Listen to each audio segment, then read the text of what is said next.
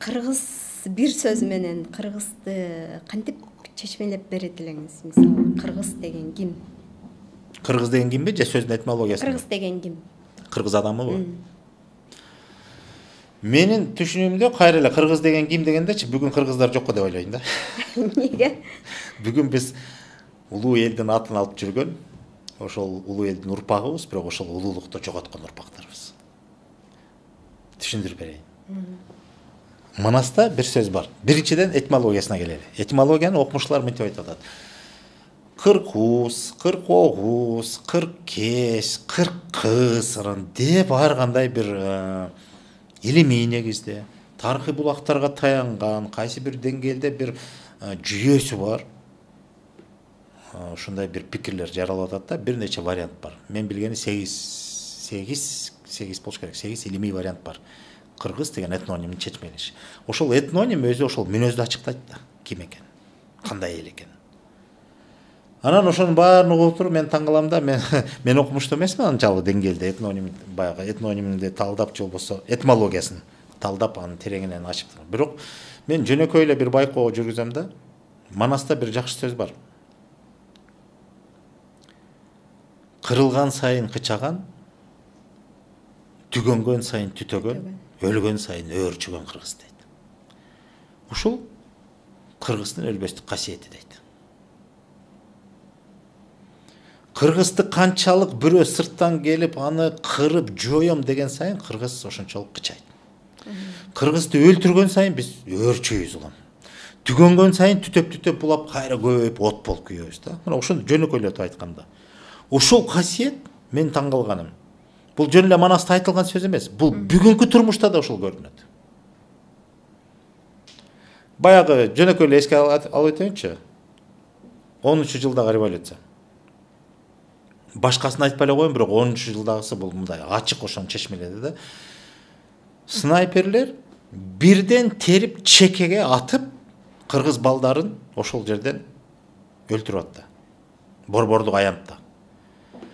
Башка элде ушундай көрүнүш болсо, эмне болот эле аягы? Бирөөнүн өлүмүн көргөндө жандагысы качат эле да. Мындай логикалык нерсе. А биздикилер ошону көргөн сайын кайра күчөп атат. Кайра күчөп атат ошону. Чекесин антып атса, кайра атырылып алдыга сурулуп атат.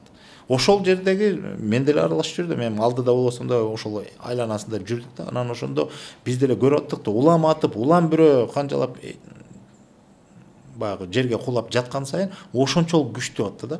Атпай койсо турат эле да. Аткан сайын күчөп аттык да. Бул бир. Экинчи, пандемия эмне болду? Баары корголоп жака бияка жатса, кыргыз жаштары кайра тирилип чыгып атты. Кайра жардам берип атты. Баягы бир жаш кыз бар эле го, медакадемияда иштеген студент кыз. Мен кантип ошо Гиппократка ант берип коюп, мен кантип тынч жатам деп чуркап жүрдүм. Мына ошондойлор толо болду Кыргызда.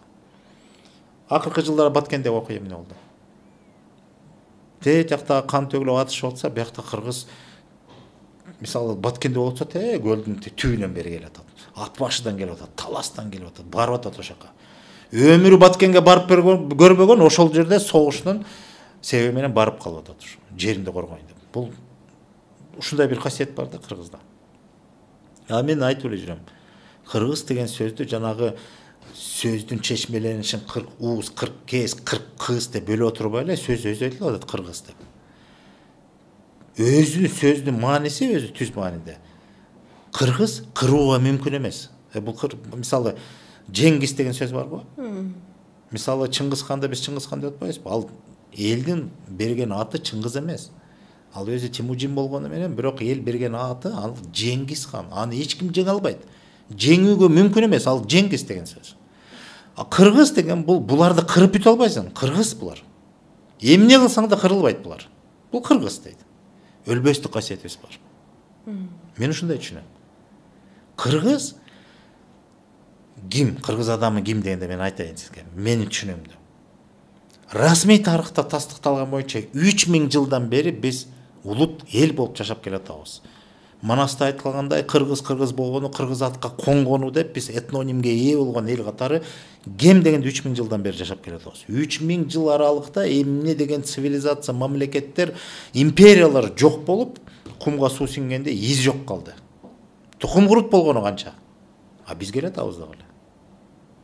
Эмне деген доор цивилизацияларда, эмне деген империялар менен алышып, аларга багынып да, аларды багынтып да жашап келдик.